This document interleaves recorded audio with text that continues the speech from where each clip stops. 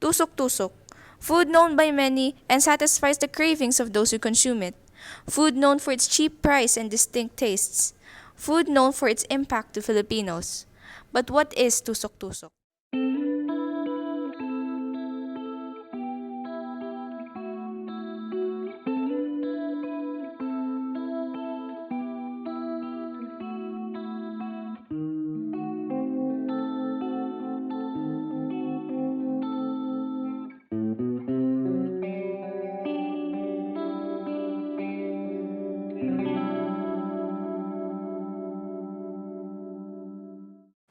According to Escalona, with tusok being the Filipino translation for the word poke, tusok-tusok is a deep-fried street food that is eaten by using a pointed skewer to poke through the pieces and dipping it into your preferred sauce. There are three sauces that are offered: spicy, sweet, and sweet and sour. There are many types of tusok-tusok, such as fishball, squidball, kikiam, and kwek-kwek. First, we have fishball. Ironically, the usual shape of these would be flat, since they are ground up meat with fillers. Fishballs are considered by Golanco to be made of pulverized cuttlefish or pollock meat. It is also a staple of Chinese cooking and is used in a wide array of dishes. The vendors pre-shape and deep-fry the fishballs before selling it to the customers. There was a time wherein jokes about school wars were a trend. The jokes were usually meant to strike the rival university. One of these jokes is an imitation of a female college student who intended to skewer the fishballs that were floating in the oil. This is where the phrase, "let's make tusok-tusok the fishball," came from, as mentioned by Toto, Raisa, and Julie. For the second tusok-tusok, we have squidball. Squidball is just like fishball, but having squid meat instead of fish. It is also more round in terms of shape and is bigger. The third tusok-tusok, also known as kikiam, is originally taken from a Chinese cuisine that consists of minced meat and vegetables.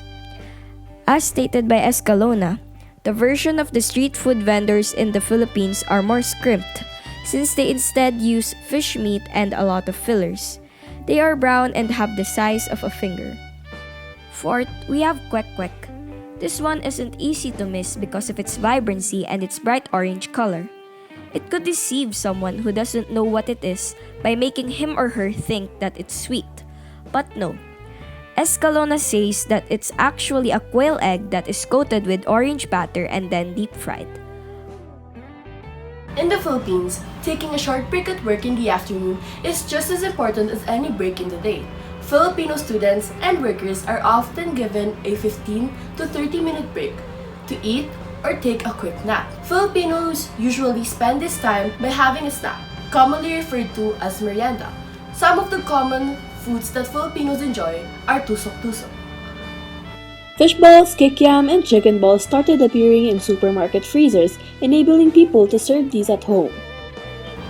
Through the hippie movement, the rich started wearing working men's denim jeans, and women's stiff hairsprayed hairdos were replaced by free-flowing tresses.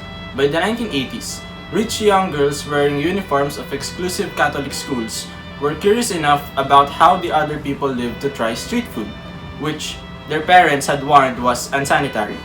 Among themselves, the Colegialas whispered exciting adventures such as making tusok-tusok the fishball. Eating tusok-tusok sure sounds delicious. However, there are also dangers to it. According to the Department of Health, consumers of street foods are susceptible to food and waterborne diseases caused by bacteria, viruses, and parasites. There is also the concern of improper storage, which leads to yeast infection, salmonella, and E. coli. This is not saying that eating tusok-tusok is not good. However, we must also take precaution. Fishball in the Philippines is an edible, finely pulverized fish meat molded into a ball, then deep fried in a pan. It is somewhat flat in shape and most often made from meat of a cuttlefish or pollock, and served with a sweet and spicy sauce or with a thick black sweet and sour sauce. Other variation would include squid balls and chicken balls. To make a DIY fishbowl, the ingredients that we need are fish fillet, flour, water, baking powder, salt, pepper, garlic, onion, red bell pepper, and 1 egg. Mix flour and baking powder together. In a bowl or food processor, mix all the ingredients and stir well until all the ingredients are fully incorporated. Cover the bowl with a plastic wrap and set aside the mixture for 30 minutes. Dip or wet a spoon in a glass of water. Scoop some fishball or mixed batter and make a ball in your palm by the help of the spoon. Deep fry the first fishball batter in a low heat until the color turns into Ilang light. taon na po kayo nagtitinda ng tusok? Na, 30 years na. Ilang oras po kayo Dati, lumalabas ako maaga, alas 9. Uwi kami, alas 5 ngayon. Ganitong oras, uwi namin, alas 12, alas 10, ulihan nga.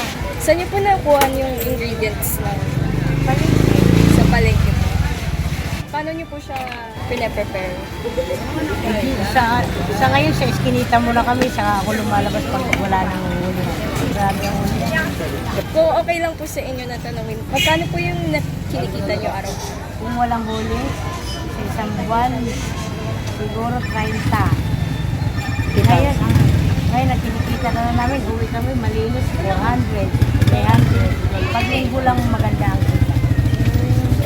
Sa tingin mo, bakit po bumibili sa inyo yung mga customers? Mayroon din naman kasing ibang mahilig talaga dyan. Kahit mayaman sila. Hindi sila masilan.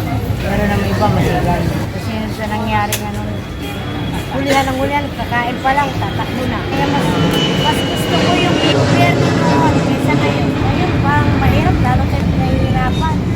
Buti pa yung mga mamasamang tao na mamayag pa. Ang inaano lang sana namin. Ano yun yung mga adik at dami, naglilipana, yung mayaman, kami tuloy na nagpapakahirap, lalong maghihirap. Pero sa ginagawa nila, ilagay sana nila kami sa maayos. Ilalagay kami doon sa walang tao, di parang sementeryo din. Di lalaban na lang kami sa lalaban na lang kami sa hulihan. Doon yung tao eh. Basta pangit talaga ang ngayon. Nasubukan ko yan nung araw. Ngayon pangit talaga. Noon walang mahirap, walang mayaman. Ngayon puro mahihirap pa din sila. Kaya lalo naghihirap. Kaya nagsikap eh. Salamat po. Maraming salamat po. So ate, ano po ba yung kinakain nyo ngayon? So, kumakain ako ng squid ball. Madalas po ba kayong kumain ng squid ball dito? Medyo. Ano po ba yung, may special po ba sa squid ball ni Kuya para balik-balikan nyo? Kasi mura lang, tsaka masarap yung sauce. Sino po ba yung nagpakilala sa inyo ng squid ball? Or yung nagpatikim po sa inyo? Yung magulang ko yung nagpapakilala. Sa lahat po ng tusok-tusok, squid ball po ba yung paborito nyo or may iba pa kayong Actually, yung favorite ko is fishball. fishball? So ano po sa tingin nyo yung tungkol sa mga ganitong pagkain na nagpapabalik sa inyo? Kasi kung tutusin po, hindi naman siya yung ganun nakakapusog, pero binabalikan nyo pa rin po. For me kasi, pagka on the budget ka, tapos gusto mo lang na may makain na parang snack, pwede na yung ganito.